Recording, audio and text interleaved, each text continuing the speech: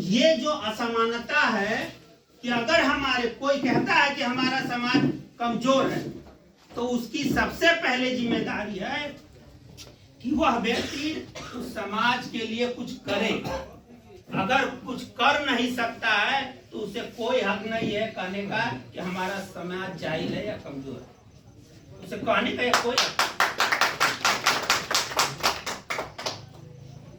अगर दारा चौहान अपने मन से कहता है कि मैं पिछड़ा हूं, मैं नुनिया हूं, लेकिन उसके लिए किया क्या उसने?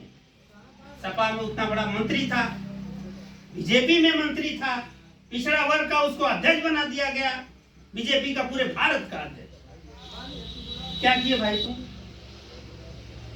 जवाब नहीं उनके पास। मैं इसलिए कह रहा हूं कि अगर आप कहते हो तो उसके लिए कुछ करो ना। बहुत सी बातें सुनने को मिलती है कि ये दल बन गया, वो दल बन गया। ठीक है, बनते रहेंगे। तो ये सच्चाई है। ये जब से भारत आजाद हुआ है, जब से संविधान बना है, जब से ये देश लोकतंत्र से चल रहा है, तो लोकतंत्र ही सरकार बनाता है, और सरकार में जो भागीदारी नहीं लेगा वो इस देश में एकदम निचले तबके पे चला जाएगा। लोकतंत्र की यही परिभाषा।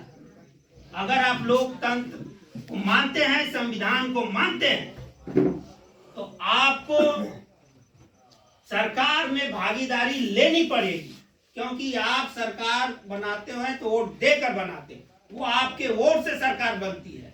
तो केवल वोट देना आपका अधिकार नहीं है, सरकार में भागीदारी लेना भी आपका अधिकार है। राजनीति के क्षेत्र में लोग बहुत कोसों दूर हैं। इसका एक कारण है कि अब तक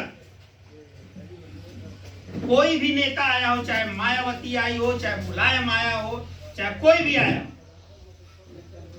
अगर वो आए हैं तो कभी हमारे एजेंडे पे बात नहीं किए हैं। वो जब भी बात किए हैं अपने एजेंडे पे बात की। आज चारों तरफ चर्चा है, हैशटैग चलता है, वायरल होता है। जोगी का भाजपा का सांड चर दिया, किसानों का फसल तबाह कर दिया, लेकिन कोई एक व्यक्ति ये नहीं कहता कि हमारी नौकरियां कौन सा सांड चर गया, हमारा एजुकेशन कौन सा सांड चर गया। किसी ने इस पे कहा कमेंट? ये तो जीता जाता उदाहरण है। आप किसी जिले का, अपने ब्लॉक का, अपने तहसील का डाटा उठा के देखिए कि अगर पिछड़ों की कोई लिस्ट है तो उसमें कितने डॉक्टर। एजुकेशन में चले जाइए, जहां से डॉक्टर पैदा होते हैं, जिस विश्वविद्यालय से डॉक्टर की डिग्री मिल रही है, उसकी जरा लिस्ट तो देखिए कि आपके समाज का कितना डॉक्टर बन रहा है, आपके समाज का कितना इंजीनियर बन रहा है, आपके समाज का कितना बैरिस्टर बन रहा है। जरा देखिए कि आपकी योग्यताएं कौन चर गया, इसे भी तो ध्यान देना पड़ेगा। एक तरफ तो दिखा दिया गया उंगली, देखो जोगी जी का सांड चर गया, लेकिन हमारी नौकरियां कौन चर गया? कहेंगे हमें नहीं पता। कैसे नहीं पता भाई? पेपर में चिल्ला चिल्ला के रिपोर्ट आ रही है। न्याय समिति की रिपोर्ट बार बार पेपर में छपती है। उसमें साफ साफ लिखा है कि ओबीसी का जो कोटा है, उसकी जो नौकरियां हैं, ओबीसी में 75 जातियां हैं, उन 75 जातियों में केवल एक जाति ऐसी है जो ओबीसी का पूरा हिस्सा चल गई।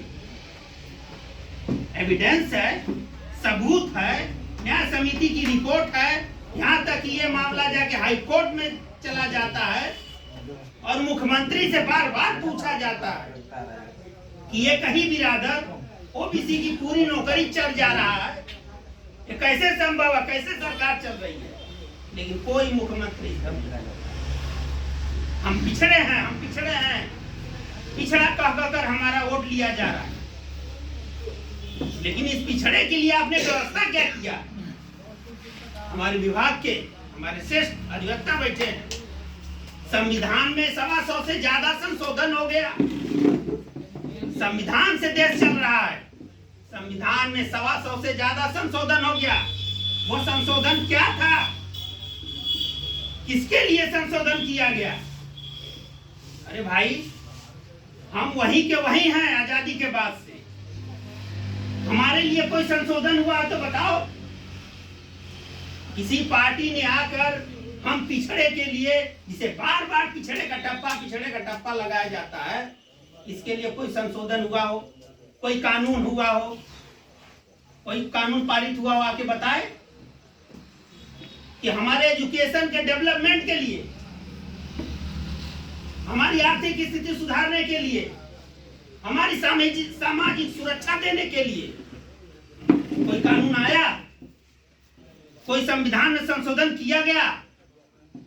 कोई नेता यहां आके क्यों नहीं बताता कि पिछड़ी जाति में चौहान के लिए, राजभर के लिए, मौर्य के लिए, निषाद के लिए, बिंद के लिए, कुहार के लिए, प्रजापति के लिए ये कानून हमने बनवाया, ये संविधान में हमने संशोधन करवाया, ये स्कीम लागू करवाया।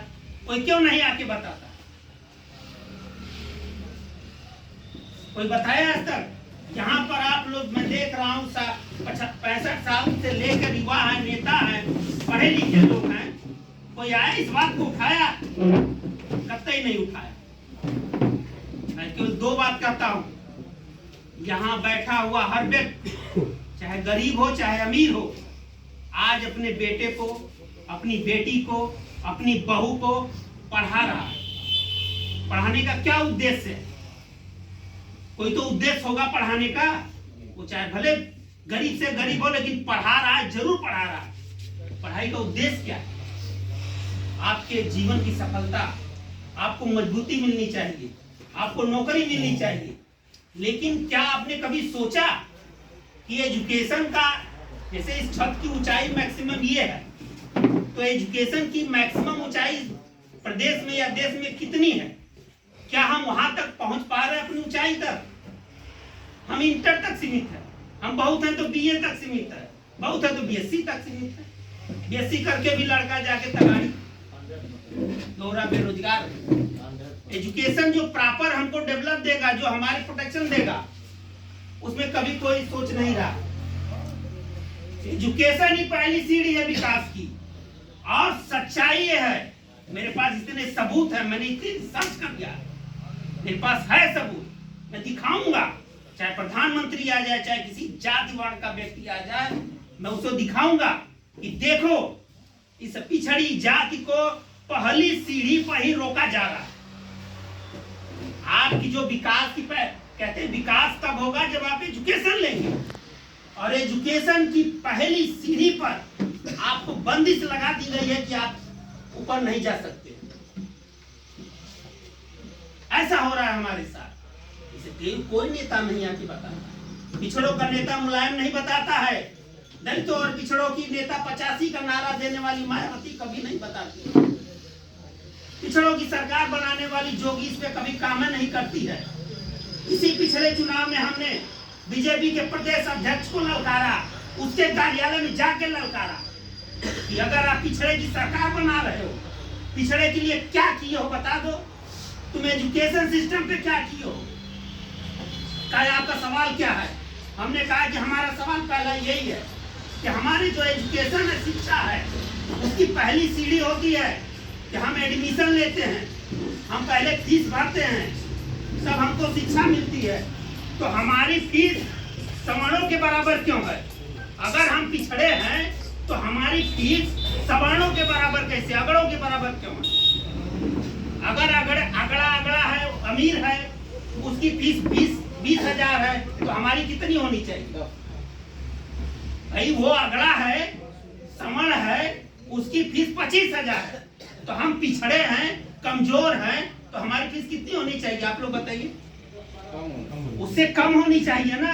लेकिन ऐसा नहीं है। ना तो इसकी लोकतंत्र कभी चर्चा करता है, न तो कभी संविधान इसकी चर्चा करता है, न तो इसका पिछड़ों की नेता कभी इस पे बोलती है, न तो मुलायम बोलता है।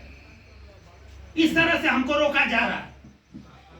वो हमारी नौकरियां चल गए, हमारा एजुकेशन चल गए, इस पे कोई उंगली नहीं दिखा रहा।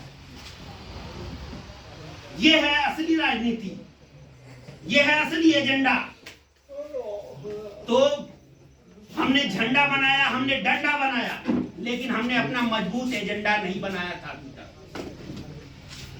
जनता क्रांति पार्टी बनी, मैंने सलाह दिया कि हम सफल तभी होंगे जब हमारे पास मजबूत झंडा, डंडा और एजेंडा होगा। आप लोग झंडा बना लिए, डंडा बना लिए, लेकिन आपका एजेंडा नहीं बना पा रहे हैं। एजेंडे के लिए काम करिए,